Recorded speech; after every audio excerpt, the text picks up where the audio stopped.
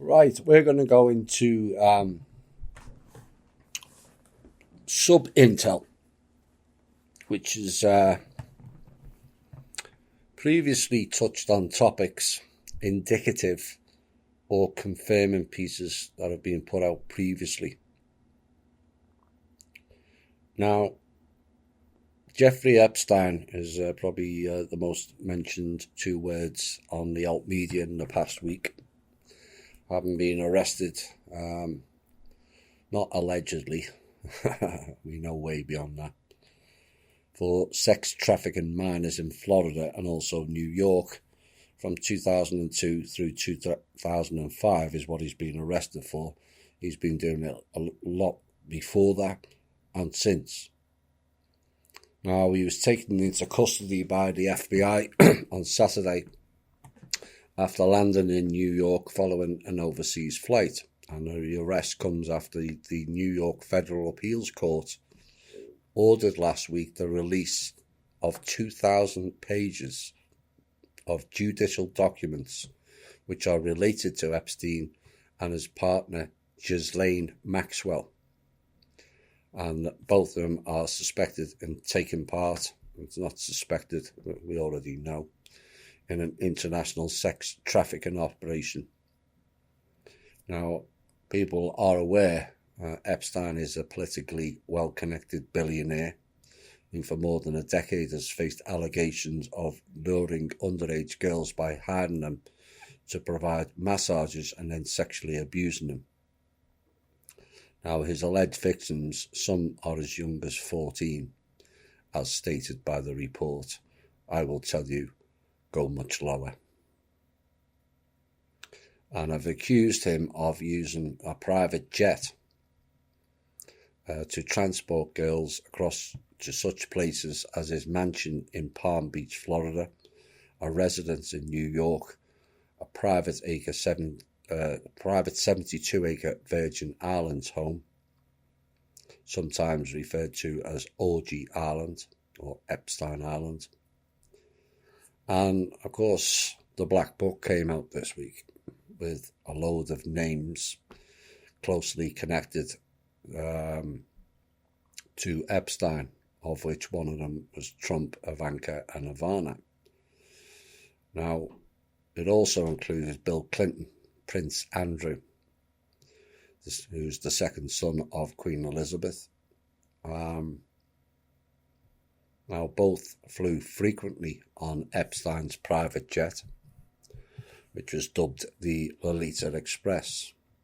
And of course, the media are making a lot of the fact that Trump was Epstein's neighbour in Palm Beach and also a former friend. And they're now stating he also flew on Epstein's plane. None of the intel channels that I engage with, which is the top end, make no mistake about that. That's why some of the three-letter agencies listening to this show, because it goes beyond their level, have ever stated that Trump was involved in pedophilia. Not one. Has he played the field? All people with big money play the field. That's what they do. They've done it for hundreds of years. They're all banging each other. It's that type of society. And that's kind of what happens, really, when people get loads of money and they can buy whatever they want. They get bored. Because it's not as glamorous a lifestyle as people would like to think. It's an illusion again. And they seek more and more to keep them occupied and busy and end up with sleeping with all kinds, whether it's the same sex or not. And Trump is in that field. Well, how ironic will it be, or how indicative is it that James Comey's daughter will be the prosecutor in this? Question mark. Is it more ironic or indicative that the very guy who gave Epstein the plea deal back in the previous case of Epstein was appointed by Trump to be his Secretary of Labour? Question mark. Remember the plan or theory I put out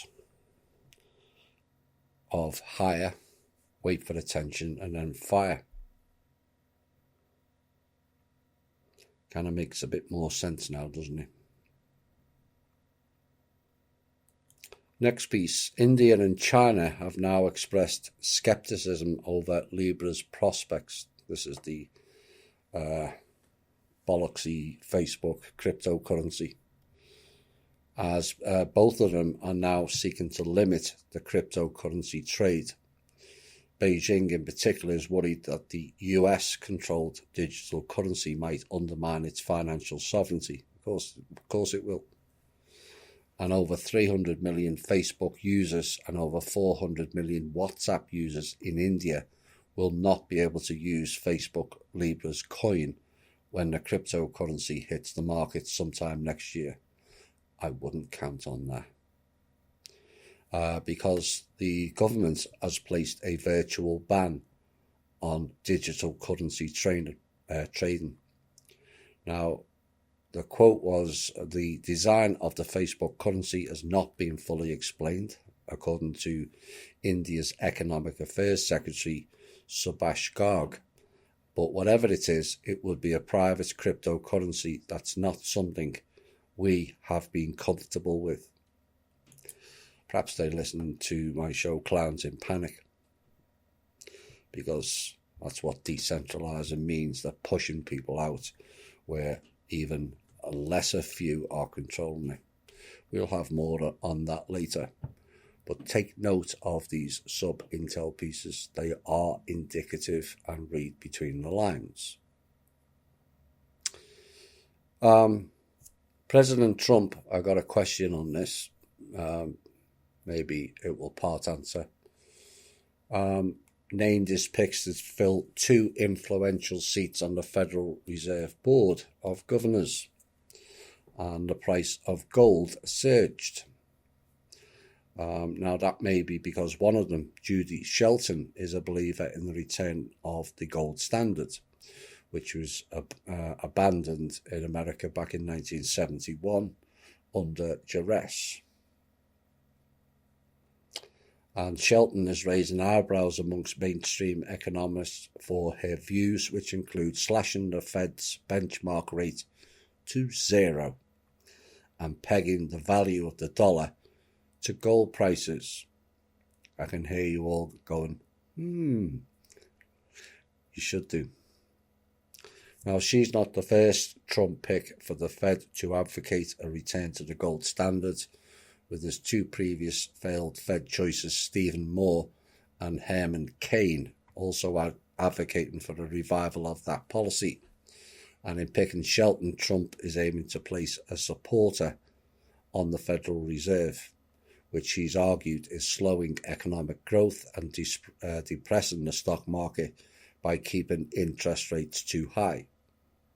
Now, the Fed is currently maintaining its benchmark rate, of which the government should completely ignore, in my opinion, at a range of 2.25 to 2.5. But Shelton has said she wants to lower rates as fast, as efficiently, and as expeditiously as possible to 0. Listeners to this show knows who are the only group with assets to carry that policy off. Time will tell, as always. For those new, that group with the assets is Manor World Holding Trust.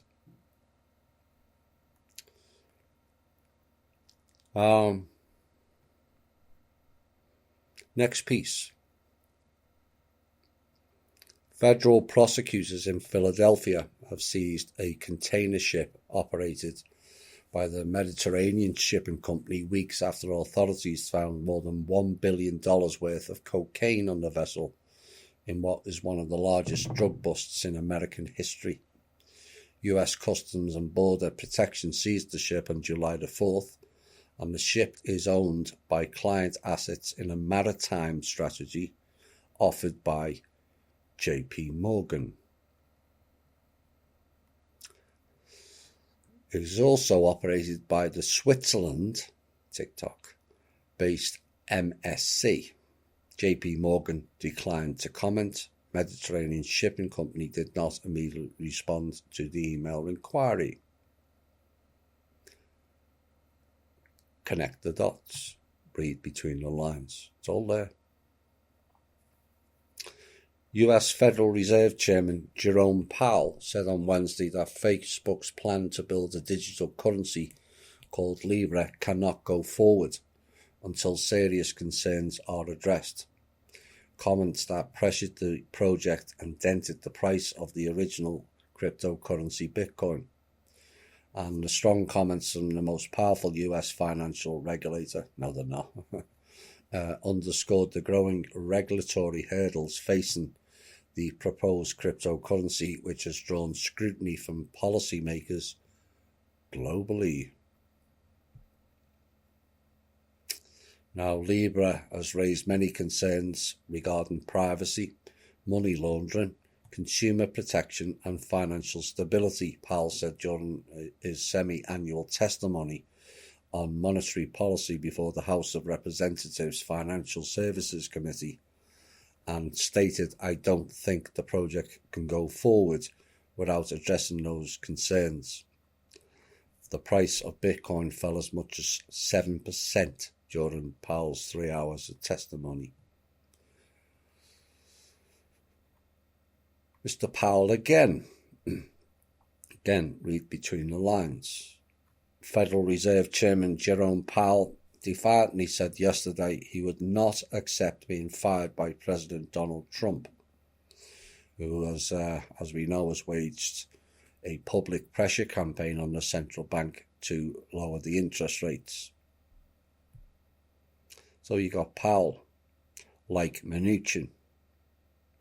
So you got the Powell, head of the Federal Reserve, Mnuchin, head of the Treasury, telling the president what he can and can't do. Both of those people are being controlled by the old system. And Americans need to know and understand this, that your president is not in control of the country. And you need to recognize that fact. A new poll has revealed that China's economic growth is expected to slow, and it has. The current figure would represent a near 30-year low. Final piece of sub-intel before we go into the intel. An Iranian Revolutionary Guards commander threatened on Friday to seize a British ship, which they tried to do, in retaliation for the capture of an Iranian supertanker by Royal Marines in Gibraltar, and said if Britain does not release the Iranian oil tanker, it's the authorities' duty to seize a British oil tanker, according to Mohsen Rezai. And the Gibraltar government said the crew on board the supertanker Grace 1 were being interviewed as witnesses, not criminal suspects, in an effort to establish the nature of the cargo and its ultimate destination. Now, British Royal Marines boarded the ship off the coast of the British territory on Thursday and seized it over accusations it was breaking sanctions by taking oil to Syria. Now, they landed a helicopter on the moving vessel in pitch darkness. Whilst the European Union has not followed the United States in imposing broad sanctions against Iran, it has had measures in place since 2011 that prohibit sales of oil to Syria. Now, Gibraltar said that they had obtained an order extending the detention of the supertanker by 14 days because there were grounds to believe it was breaking sanctions by taking oil to Syria. Now, shipping experts say it may have been avoiding the more direct route through the Suez Canal, where a big tanker would typically be required to unload part of its cargo into a pipeline to cross, potentially exposing it to seizure. So that's what happens with the shipping that goes through the Suez Canal. You're asked to unload the oil, and they just steal it. And this whole story is because the clowns have had their cheap or free oil deals cut off. Meltdown time.